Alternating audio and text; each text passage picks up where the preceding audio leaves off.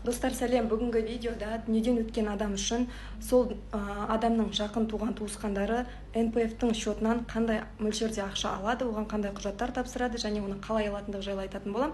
Міндетті түрде видео пайдалы болса өздеріңізге сақтап, достарыңызбен бөлісіп отырыңыздар. Итак, кеттік. Дүниеден өткен адам көзінің тірісінде өзінің жаңағы НПФ-тан счет ашып, өзіне ай сайын ақша құйып отырған болса, немесе де официально жұмыстан оған түсіп отырған болса, ол адам міндетті түрде 94 МРП мөлшерінде бір реттік жерлеуге арналған төлемді ала алады. Ол төлемді алуға ол адамның, яғни қайтыс болған адамның балалары немесе бауырлары барып өтінім бере алады. Өтінім беретін адам міндетті түрде мына құжаттар тізімін бірге апару керек. Ол өзінің жеке басын растайтын куәлігі, яғни удостоверение личности. Екінші, өлген адамның өлімін растайтын куәлік.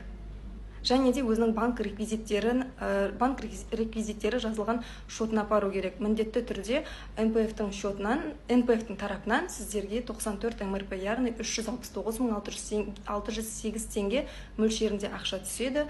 Ақша 3 жұмыс күні ішінде түседі. Осындай өздеріңіздің құқықтарыңызды біліп жүргілеріңіз келсе, міндетті түрде менің парақшама тіркеліп, алда болатын пайдалы ақпараттардан құр қалмаңыздар.